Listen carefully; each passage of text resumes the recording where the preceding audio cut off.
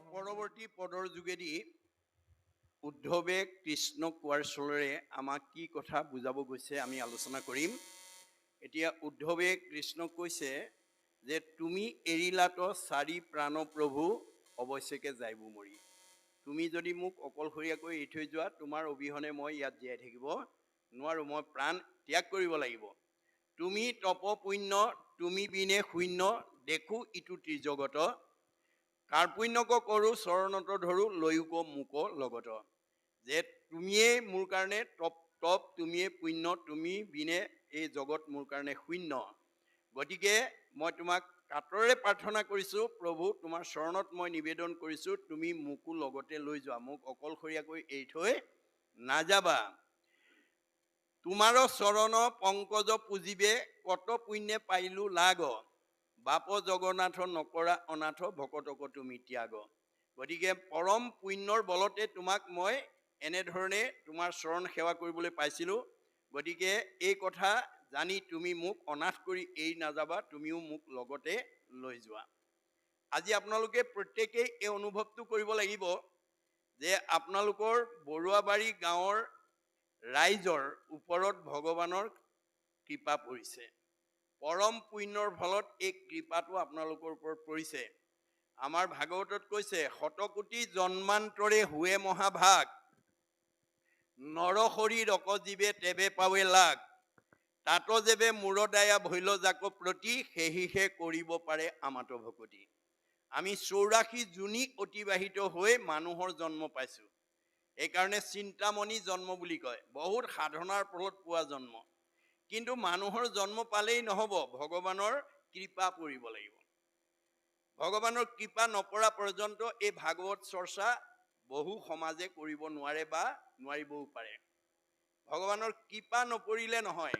গতিকে আমি অনুভৱ কৰিব লাগিব যে আজি আমাৰ এই গাঁৱৰ বাসীৰ ওপৰত ভগৱানৰ কৃপা পৰাৰ কাৰণে আমি বৈকুণ্ঠৰ কল্পতৰু শাস্ত্ৰ আজি শ্ৰৱণ কৰাৰ সৌভাগ্য পাইছোঁ। গতিকে বাপ জগন্নাথ নকৰা অনাথ, ভকতক তুমি ত্যাগ। তুমি মোক অকলশৰে এৰি থৈ নাযাবা, তুমি মোক লগতে লৈ যোৱা।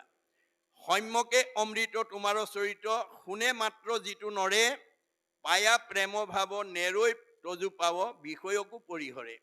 আপোনালোকে এনেকৈ যেতিয়া ভাগৱত শ্ৰৱণ কৰাৰ এটা অভ্যাসত ৰূপান্তৰ হৈ যাব, তেতিয়া আপোনালোকে বিনাশী ধন টকা পইচা গাড়ী মটৰ পকা ঘৰ দুৱাৰ মায়া মোহত আবদ্ধ হৈ থাকিব নোৱাৰিব। তেতিয়া আপোনালোকৰ জীৱন যাত্ৰাৰ পথটো কেনেকুৱা হ'ব? পদুম ফুলৰ নিচিনা হৈ যাব। ভাগৱত শুনাৰ লগে লগে আপোনালোকে পদুম ফুলৰ দৰে গৃহবাসত বাস কৰিব পৰা হৈ যাব। পদুম ফুলৰ বৈশিষ্ট্য কি? বোকা পানীতে জন্মগ্ৰহণ কৰে, কিন্তু বোকা পানীয়ে কোনোদিন পদুম ফুলক লিপ্ত কৰি ৰাখিব নোৱাৰে। বোকা পানীৰ পৰা সদায় পদুম ফুল নিৰ্লিপ্ত হৈ থাকে। ঠিক তেনেকৈ সন্ত মহন্ত ভক্ত বৈষ্ণৱ সাধুসকল মই দিয়া ধন টকা পইচা গাড়ী মটৰ পকা ঘৰ দুৱাৰ মাজতে থাকে, কিন্তু সেইখিনি বিনাশী মায়া মোহে মোৰ ভকতক মোৰ কথা শুনাৰ পৰা আঁতৰাই ৰাখিব নোৱাৰে। ব্ৰহ্মণা ধ্যায় কৰ্মাণি সংগং ত্যক্তে কৰোতি যশ, লিপ্ততে নচ পাশুন পদ্ম পত্ৰম মিমাম ভাস।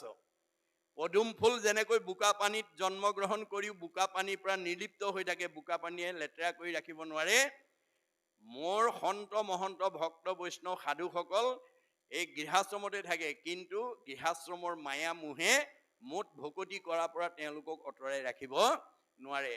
মোৰ ভকতসকল কাছৰ সদৃশ। কাছৰ সদৃশ। কাছৰ বৈশিষ্ট্য কি? বালিত কণী পাৰে, পানীত উমনি দিয়ে। বালিত কণী পাৰি পানীত উমনি দি বালিত কণী ফুটাই দিয়ে। অজেহেন কশ্যপে তৰে দিব পাৰি,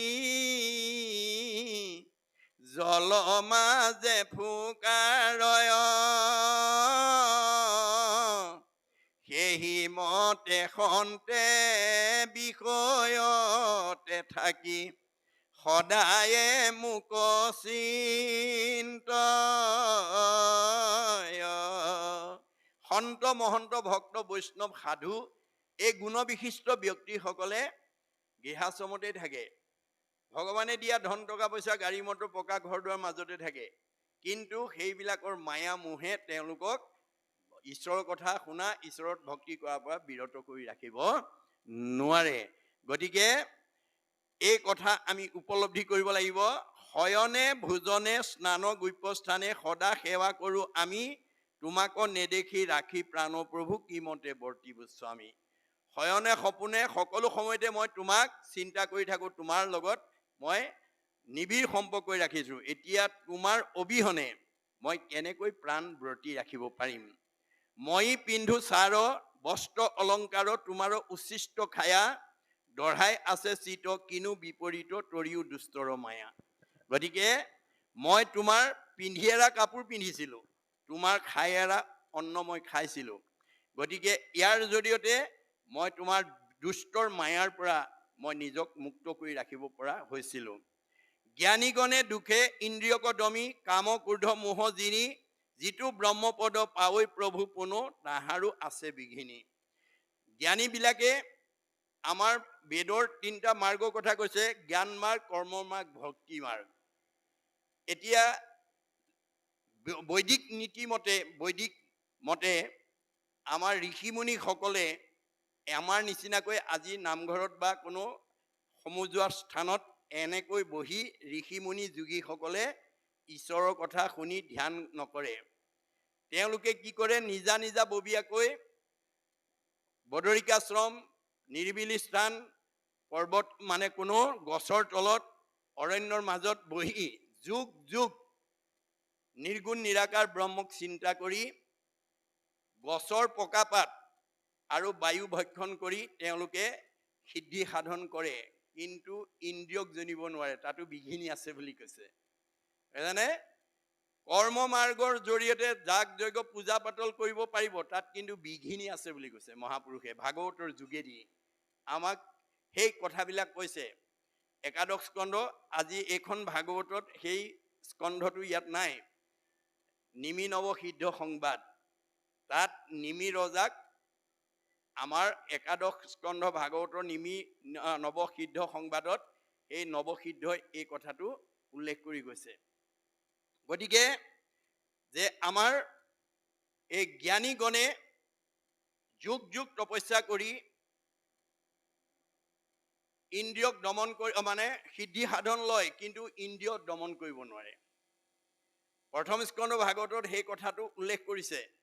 বিশ্বামিত্ৰ পৰাশৰ আদিমুনিগণ, জলবায়ু পত্ৰ মাত্ৰ কৰন্ত ভোজন, কামিনী গণৰ মুখ পদ্ম সুললিত, দেখি তাৰা সবু ভৈলে কামে বিমোহিত।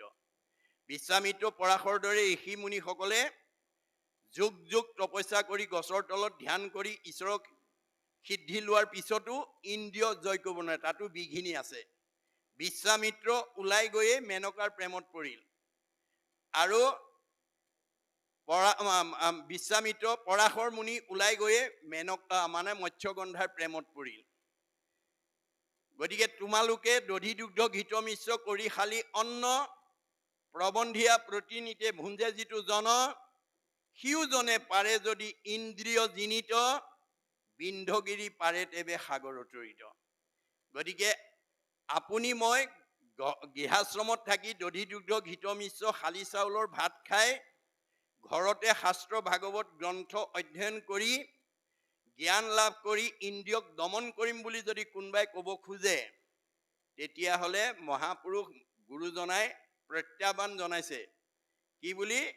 যদি ঘৰতে থাকি শাস্ত্ৰ অধ্যয়ন কৰি গ্ৰন্থ অধ্যয়ন কৰি জ্ঞান লাভ কৰি যদি ইন্দ্ৰিয় দমন কৰিব পাৰোঁ বুলি কোনোবাই ক'ব খোজে, তেতিয়াহ'লে বিন্ধগিৰি পৰ্বতটো সাগৰত উপঙি ফুৰিব। বিন্ধগিৰি পৰ্বতটো সাগৰত উপঙি ফুৰাটো যেনেকৈ অসম্ভৱ, তেনেকৈ আমি গৃহতে থাকি আজিৰ দৰে সাধুৰ সংগলৈ নহাকে শাস্ত্ৰ অধ্যয়ন কৰি গ্ৰন্থ অধ্যয়ন কৰি যদি কোনোবাই ইন্দ্ৰিয় দমন কৰিব পাৰোঁ বুলি কয়, তেতিয়াহ'লে বিন্ধগিৰি সাগৰত উপঙি থকাৰ দৰে হ'ব।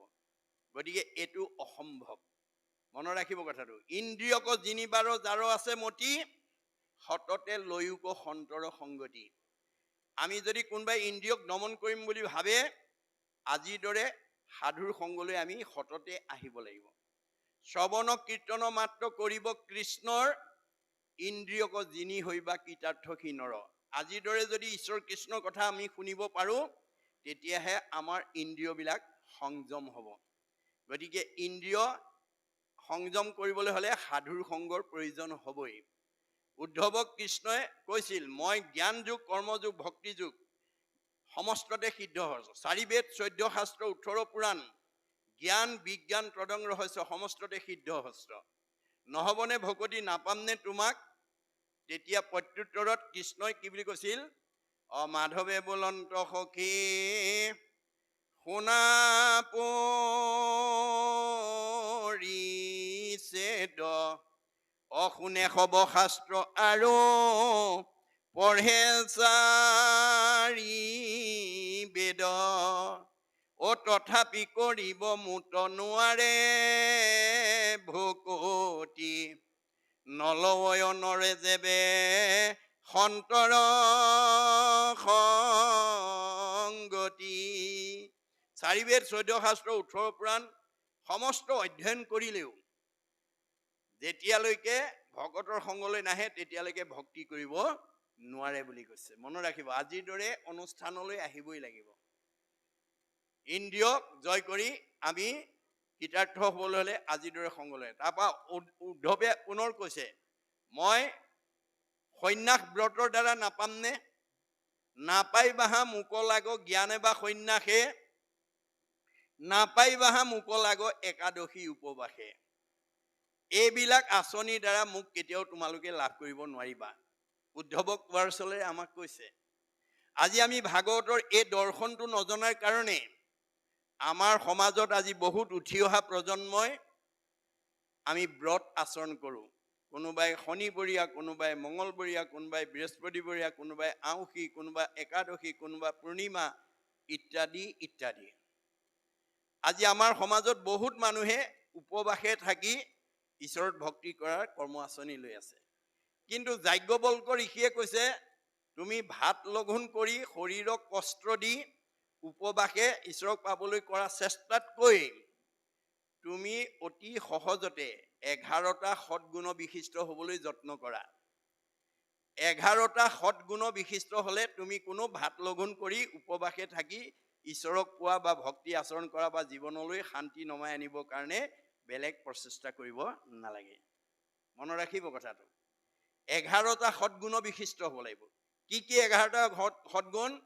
অহিংসা, সত্যম, অস্তেয়, ব্ৰহ্মচৰ্য, অসহংগ্ৰহ, শৰীৰ শ্ৰম, আস্বাদ, সৰ্বভয় বৰ্জনম, সৰ্বধৰ্ম সমানত্বম, স্বদেশী, স্পৰ্শ ভাৱনা, হি একাদশ, বিনৰ্ম ব্ৰত নিশ্চয়।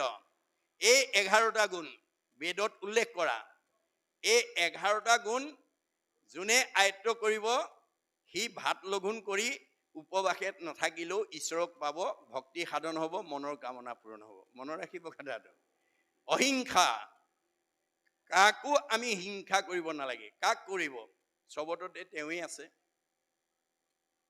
চবতে তেওঁ আছে। যত দেখা ভূত প্ৰাণী সবা হাকে বিষ্ণু মানি, হিংসা এৰি কৰা উপকাৰ। ভগৱানে কৈছে, মই চবতে আছো দেই। কৰ্মফলে বিভিন্ন ৰূপত আছো। কৰ্মফলে বিভিন্ন ৰূপত আছো। আপুনি ময়ো এতিয়া 84 যোনি অতিবাহিত কৰি মানুহৰ জন্ম পালো।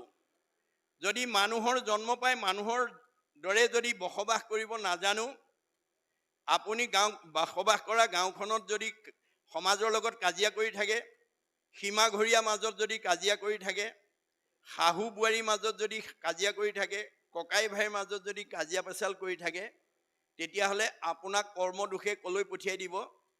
ভগৱানে বৈকুণ্ঠৰ পৰা চাই হাঁহি থাকে। তোমালোকক মানুহৰ জন্ম দিছিলোঁ মিলা প্ৰীতিয়ে থাকিবৰ কাৰণে, মৰম চেনেহত থাকিবৰ কাৰণে, একতাৰ দোলেৰে বান্ধ খাই থাকিবৰ কাৰণে, শান্তিৰে জীৱন নিৰ্বাহ কৰিবৰ কাৰণে মানুহৰ জন্ম দিছিলোঁ।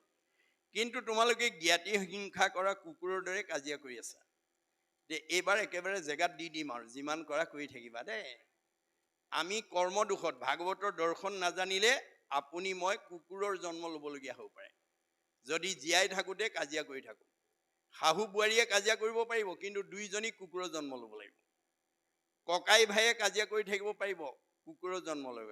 না ভুক্তং ক্ষয়তে কৰ্ম কল্প কৌটি সৰ্তে অপি অৱশ্যমেব ভুক্তৈবম কৃত কৰ্ম শুভা শুভম। মনত ৰাখিব কথাটো। কামৰ দুটা ভাগ, এটা ভাল আৰু এটা বেয়া।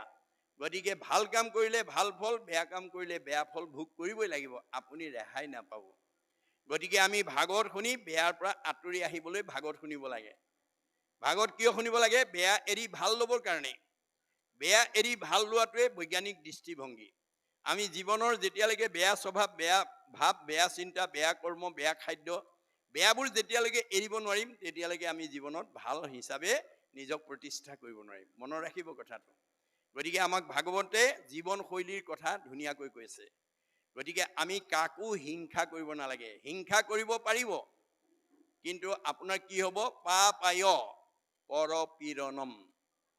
আনক হিংসা কৰিলে আপোনাৰ পাপ হ'ব। এই কথাটো নজনাৰ কাৰণে আজি আমাৰ সমাজত বহুত মানুহে আনক দুখ দি, আঘাত দি, অন্যায় কৰি, ঠগ প্ৰবঞ্চনা কৰি, প্ৰয়োজন বোধে কাৰোবাৰ সীমাটো ঠেলি পেলাই নিজৰ ফালে অকণমান বেছিকৈ বঢ়াই লৈ ধনী হোৱাৰ প্ৰয়াস কৰে। এইটো স্বভাৱ যদি কাৰোবাৰ আছে, এৰিব দেই। আনক দুখ দি, আনক আঘাত দি, আনক অন্যায় কৰি, আনক ঠগ প্ৰবঞ্চনা কৰি, আনৰ সীমা ঠেলি আপুনি কেতিয়াও ধনী হ'ব নোৱাৰিব, যদি ভগৱানে আপোনাক কৃপা নকৰে। গতিকে আনক এইখিনি কৰিবলৈ গ'লে আপোনাৰ কি হ'ব? পাপ হ'ব। আনক দুখ দিবলৈ গ'লে আপোনাৰ পাপ হ'ব আৰু আয়ুস কাটি দিব আপোনাৰ। আপুনি আনৰ সীমা ঠেলি ধনী হ'ব বিচাৰিব পাৰিব, কিন্তু আপোনাৰ আয়ুস কাটি দিব ভগৱানে। গতিকে এনেকুৱা বেয়া কামত যাতে আমি আয়ুস নষ্ট কৰিব লগা নহয়, পাপক যাতে আমি আহ্বান জনাব লগা নহয়, তাৰ কাৰণে ভাগৱত শুনি আমি সচেতন হ'ব লাগিব। অহিংসা সত্যম, সদায় সত্য পথত আমি চলিবলৈ যত্ন কৰিব লাগে। সদায় সঁচা কথা ক'বলৈ চেষ্টা কৰিব লাগে। সঁচা কথা কোৱা মানুহে সমাজত মূৰ তুলি কথা ক'ব পাৰে, সাহসেৰে কথা ক'ব পাৰে। কিন্তু মিছা কথা কোৱা মানুহে তললৈ মূৰ কৰি থাকে, ধৰা পৰাৰ ভয় কৰে। সত্যম, অহিংসা সত্যম, অস্তেয়, লোকৰ বস্তু লোভ কৰিব নালাগে, আত্মসাৎ কৰিব নালাগে, চুৰ কৰিব নালাগে। আপুনি কাৰোবাৰ এটা বস্তু চুৰ কৰিলে আপোনাৰ পৰা আনৰ দ্বাৰা দুটা লৈ যাব। আপুনি আনক ঠগিলে আপুনি আনৰ দ্বাৰা ঠগন খাবই। If we deceive others, we are also' deceive by others. এই আপ্তবাণী। গতিকে আমি যাতে কাৰোবাক ঠগিবলৈ, কাৰোবাক দুখ দিবলৈ, কাৰোবাৰ বস্তু আত্মসাৎ কৰিবলৈ কোনো কালেই যাতে প্ৰয়াস কৰিব নালাগে। আপুনি কৰিব পাৰিব, কিন্তু আপোনাৰ অনিষ্ট হ'ব। গতিকে আপোনালোকৰ এইফালে কেনেকুৱা নাজানো, আমাৰ সেইফালে ঠাই বিশেষে কিছুমান ঠাইত যদি এনেকৈ ভাগৱত ব্যাখ্যা ধৰ্মালোচনী সভা যদি হয়, আগদিনা কিনি অনা চেণ্ডেলযোৰ যদি বাহিৰত থৈ পেলাই ভিতৰত ভাগৱত শুনি থাকে বা ধৰ্মালোচনী শুনি থাকে, সভা ভংগৰ পিছত, ব্যাখ্যা সামৰাৰ পিছত ঘূৰি গ'লে সেই নতুনযোৰৰ ঠাইত পুৰণা এযোৰ থৈ নতুনযোৰ লৈ গুচি যায়, জেগাই জেগাই দেই। গতিকে এনেকুৱা স্বভাৱ যদি কাৰোবাৰ আছে, এৰিব দেই। কোনোবা ল'ৰা ছোৱালীয়ে নাজানি নিলেও মাক দেউতাকৰ দৃষ্টিলৈ আহিলে আপুনি ল'ৰা ছোৱালীকেইটাক বুজাই পেলাই, বোপাই ভুলক্ৰমে আহিলে দি থৈ আহা, পঠাই দিব। তাকে নকৰি যদি আত্মসাৎ কৰে, অস্তেয়, লোভ কৰে, যদি আত্মসাৎ কৰে যদি, তেতিয়া কিন্তু ভগৱানে কি বুলি ক'ব? তই কাৰ চেণ্ডেল নিলি? মই যোৱাকালি কিনি আনিছিলোহে, পিন্ধিবলৈ নাপালোঁ, তই লৈ গলি, লৈ যা বাৰু, দুদিনমান পিন্ধগে, পিছে তোক মই এক্সিডেণ্ট কৰাই ভৰিটো ভাঙিম। আৰু তেনেকুৱা দুযোৰ তিনিযোৰ নতুন জোতা চেণ্ডেলৰ দাম তই ডাক্তৰক দিব লাগিব। গতিকে বেয়া কৰ্মৰ পৰা তোক মই কেতিয়াও ৰেহাই দিব নোৱাৰোঁ। না ভুক্তং ক্ষয়তে কৰ্ম কল্প কৌটি সৰ্তে অপি অৱশ্যমেব ভুক্তৈবম কৃত কৰ্ম শুভা শুভম। কৰা কৰ্মৰ ফল ভোগ কৰিবই লাগিব। গতিকে বেদৰ এই তথ্য জানি আমি যাতে উঠি অহা প্ৰজন্মক, সমাজৰ লোকসকলক এই দিশত যাতে আমি সংস্কাৰমুখী কৰিব পাৰোঁ, তাৰ কাৰণে আপোনালোকে এই প্ৰচাৰমূলক কাৰ্যসূচী ল'ব লাগিব। অস্তেয়, ব্ৰহ্মচৰ্য ৰক্ষা কৰিব, আয়ুস বাঢ়িব, স্মৃতি শক্তি বৃদ্ধি হ'ব, কমনীয়তা বাঢ়িব, সমস্ত দিশত আপোনাৰ উত্তৰণ হ'ব। আগৰ ঋষিমুনিসকলে ব্ৰহ্মচৰ্য আচৰণ কৰি আয়ুস বঢ়াইছিলে। ব্ৰহ্মচৰ্য, অসহং গ্ৰহ, আৱশ্যকতকৈ বেছি নিবিচাৰিব। মই অলপ আগতে এই বিষয়টো আলোচনা কৰি গৈছোঁ যে আজি আমাৰ সমাজত বহুতে ভগৱানে দিয়াটোত সন্তুষ্ট নাথাকি আৱশ্যকতকৈ বেছি বিচাৰি গৈ জীৱনক বিপদাপন্ন কৰিছে, বিপদৰ সন্মুখীন হ'ব লগা হৈছে। আমাৰ এজন ইংৰাজ দাৰ্শনিক পণ্ডিতে কৈছে, আমি যেতিয়া আৱশ্যকতকৈ বেছি বিচাৰিম তেতিয়া আমাৰ শৰীৰত থকা বলীয়া শিয়াল কুকুৰৰ তেজ আমাৰ বাহিৰ হৈ যাব। The blood of wild animal always in man. When we get what we need, it remains in our control. When we get more than we want, it is out of control. অৰ্থাৎ আমাৰ প্ৰত্যেকৰ শৰীৰতে বলীয়া শিয়াল কুকুৰৰ তেজ আছে। আমি যেতিয়ালৈকে বিচৰাটোকে পাই থাকিম তেতিয়া ই কণ্ট্ৰলত থাকিব, আৰু যেতিয়া বিচৰাতকৈ অধিক বিচাৰি যাম বা অধিক পাম তেতিয়া ই বিয়ণ্ড কণ্ট্ৰল হৈ যাব। আজি আমাৰ সমাজত কোনবিলাক মানুহে অনাচাৰ, বেভিচাৰ, ভ্ৰষ্টাচাৰ, হত্যা, লুণ্ঠন, ধৰ্ষণ, অপহৰণ কামত আত্মনিয়োগ কৰিছে? যিবিলাকে আৱশ্যকতকৈ বেছি বিচাৰিছে। আৱশ্যকতকৈ বেছি বিচৰাৰ কাৰণে আনকো অনিষ্ট কৰিছে আৰু নিজেও আনৰ হাতত জীৱনটো এৰিব লগা হৈছে। গতিকে আমি এনেকুৱা বেদৰ দৰ্শন এৰি যাতে আমি আৱশ্যকতকৈ বেছি বিচাৰিব লগা নহয়, তাৰ কাৰণে আমি উঠি অহা প্ৰজন্মক এই নীতি শিক্ষা আমি দিব লাগিব। অসংগ্ৰহ শৰীৰ শ্ৰম, শাৰীৰিক পৰিশ্ৰম কৰিবলৈ কৈছে বেদে, তেতিয়া শৰীৰটো সুস্থ হৈ থাকিব। আপুনি ডায়েবেটিছ বেমাৰ বিচাৰিব নালাগে। ডায়েবেটিছ বেমাৰে আমাৰ শৰীৰ বিচাৰি ফুৰে। যিবিলাক মানুহে পৰিশ্ৰম নকৰে, ধুনীয়া ধুনীয়া খাই কোমল বিচনাত শুৱে, বেলি দুপৰলৈকে শুই থাকে, সেইবিলাক মানুহৰ শৰীৰলৈ ডায়েবেটিছ বেমাৰ নিজে আহিব, আপুনি বিচাৰিব নালাগে। গতিকে ডাক্তৰক গৈ দেখালে ক'ব ডায়েবেটিছ হৈছে। কি কৰিব লাগিব? তুমি পুৱা গধূলি কমেও 2-3 মাইল ৰাস্তা ঘাম ওলোৱাকৈ খোজকাঢ়িব লাগিব। অন্য পৰিশ্ৰম নকৰা, তাকে কৰাগে আৰু। গতিকে আমাৰ বেদে কৈছে তুমি প্ৰয়োজনীয় পৰিশ্ৰমটো কৰি শৰীৰটো সুস্থ কৰি ৰাখিব লাগে। এইটো আমাৰ বেদৰ নিয়ম। শৰীৰ শ্ৰম, আস্বাদ, ইন্দ্ৰিয়বিলাকক সংযম কৰিব লাগিব অভ্যাসৰ দ্বাৰা। অভ্যাসৰ দ্বাৰা যদি বিশ্ব খেলুৱৈ হয়, অভ্যাসৰ দ্বাৰা যদি বিশ্ব অভিনেতা, বিশ্ব শিল্পী, বিশ্ব সাহিত্যিক, বিশ্ব কবি, বিশ্ব ৰাজনীতিবিদৰ পৰা ধৰি সমস্ত দিশত যদি অভ্যাসৰ দ্বাৰা এটা চূড়ান্ত স্থান ল'বলৈ সক্ষম হয়, তেতিয়াহ'লে আমাৰ শৰীৰটো সুস্থ ৰাখিবৰ কাৰণে আৰু জীৱক মানে উত্তৰণ ঘটাবৰ কাৰণে বা মুক্তি দিবৰ কাৰণে বা সদ্গতি দিবৰ কাৰণে আমি বিনা অভ্যাসত পাৰিম নেকি?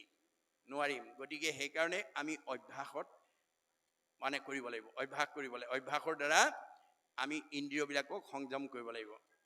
গতিকে শৰীৰ শ্ৰম, আস্বাদ, সৰ্বভয় বৰ্জনম। আপোনালোকে গাঁওখনত বাস কৰি থকা লোকসকলক কিবা বিপদ আপদ এটা হ'লে অভয় প্ৰদান কৰিব। ভয় নকৰিব, আমি আছোঁ। সাহস দিব, প্ৰেৰণা দিব, তেতিয়া আপোনাৰ পুণ্য হ'ব। সৰ্বভয় বৰ্জনম, সৰ্বধৰ্ম সমানত্বম। সকলো ধৰ্মকে সমান চকুৰে চাব, কাকো নিন্দা নকৰিব, সঁচা কথাটো কৈ যাব। সঁচা কথাটো বেদৰ অভিমত ক'ব, নিজৰ অভিমতেৰ দ্বাৰা আনক সংস্কাৰ কৰিবলৈ নিবিচাৰিব। আমাৰ এতিয়া বহুত সমাজৰ মানুহে নিজৰ অভিমত সমাজত প্ৰতিষ্ঠা কৰিবলৈ গৈ হয়তো সমাজৰ অপ্ৰিয় হ'ব লগা হয়। গতিকে আমাৰ গুৰুজনাৰ দৰ্শন মতে আমাৰ নিজা অভিমত আমি কেতিয়াও সমাজত প্ৰতিষ্ঠা কৰিবলৈ যাব নালাগে। কিয়নো মোৰ অভিমতটো আপোনালোকৰ গ্ৰহণযোগ্য নহ'বও পাৰে, আৰু আপোনাৰ অভিমতটো মোৰ কাৰণে গ্ৰহণযোগ্য নহ'বও পাৰে। কিন্তু বেদৰ যিটো অভিমত, মহাপুৰুষৰ যিটো অভিমত, শাস্ত্ৰৰ যিটো অভিমত, সেইটো সাৰ্বজনীন, সেইটো সকলোৰে কাৰণে প্ৰযোজ্য। গতিকে শাস্ত্ৰীয় অভিমতৰ দ্বাৰা আপোনাৰ তেজৰ সম্বন্ধ নাথাকিলেও, একে সমাজৰ নহ'লেও, একে বংশ পৰিয়ালৰ নহ'লেও, আপুনি চকুৰে দেখা ভুলটো আঙুলিয়াই থৈ যাব, কৈ যাব, মানিলে তৰিব, নামানিলে মৰিব, কিন্তু আপুনি ঈশ্বৰৰ প্ৰিয় হৈ থাকিব। ঈশ্বৰে কাক ভাল পায়? যি তেওঁৰ সৃষ্টিৰ প্ৰাণীবিলাকক ভাল পায়। মই অলপ আগতে কৈছোঁ, আমি আত্মাৰ দিশত চব একেখন ঘৰৰ পৰা আহিছোঁ। আপোনাৰ মোৰ মাজত দেহৰ সম্বন্ধ নাথাকিব পাৰে, তেজৰ সম্বন্ধ নাথাকিব পাৰে, কিন্তু আত্মাৰ সম্বন্ধ সদায় থাকিব আৰু সদায় আছে। এই কথা উপলব্ধি কৰি আপুনি সত্যটো আঙুলিয়াই থৈ যাব, তেতিয়া আপুনি ঈশ্বৰৰ প্ৰিয় হ'ব। কিন্তু আপুনি দেখিছে কোনোবাই ভুল কৰি গৈছে বেদৰ মতে, বেদৰ ভাগৱতৰ বিপৰীতে গৈ আছে। কিন্তু আপুনি কি কৰিছে, মোৰ কোনো পৰিয়ালৰ নহয়, মোৰ কোনো বংশৰ মানুহ নহয়, মোৰ কোনো সমাজৰ মানুহ নহয়, যি কৰে কৰি থাক, এইবুলি যদি আপুনি ভুলটো দেখিও নোকোৱাকৈ যায়, তেতিয়া আপুনি বাচি যাব নোৱাৰিব। বেদৰ মতে আপুনি তাৰ অংশীদাৰ হ'ব লাগিব। তাকো সম্ভাষণ যিজনে কৰে, আজন্মৰ পুণ্য তেখনে হৰে। আপোনাৰ সঞ্চিত পুণ্যও নষ্ট হৈ যাব যদি ভুলটো দেখি আপুনি আনক আঙুলিয়াই থৈ নাযায়। এইটো বেদৰ অভিমত, বুজানে? গতিকে সৰ্বধৰ্ম সমান, স্বদেশী, নিজৰ দেশখনক, নিজৰ সমাজখনক, নিজৰ পৰিয়ালটোক, নিজৰ অঞ্চলটোক ভাল পাবলৈ শিকিব লাগে। আমি নিজৰ পৰিয়ালৰ পৰা ধৰি সকলোকে, আমাৰ ভগৱানে কৈছে মোক ভাল পোৱাৰ আগতে নিজৰ পৰিয়ালৰ লোকসকলক ভাল পাবলৈ শিকিবা। মোক ভাল পোৱাৰ আগতে সীমাঘৰীয়া মানুহক ভাল পাবলৈ শিকিবা। মোক ভাল পোৱাৰ আগতে তোমাৰ ঘৰলৈ অহা আলহী অতিথি ভকত বৈষ্ণৱক, বন্ধু বান্ধৱক ভাল পাবলৈ শিকিবা। মোক ভাল পোৱাৰ আগতে দেখাজনক ভাল পাবলৈ শিকিবা। দেখাজনকেই যি ভাল নাপায়, নেদেখাজনক ভাল পোৱাৰ তাৰ অধিকাৰ নাই। মনত ৰাখিব কথাটো। গতিকে ভগৱানক ভাল পাবলৈ হ'লে আত্মাক ভাল পাবলৈ আমি শিকিব লাগিব। স্পৰ্শ ভাৱনা, অস্পৃশ্যতা ভাৱ নল'ব। অস্পৃশ্যতা ভাৱে আমাৰ সমাজ গঠনত হেঙাৰ হৈ পৰে।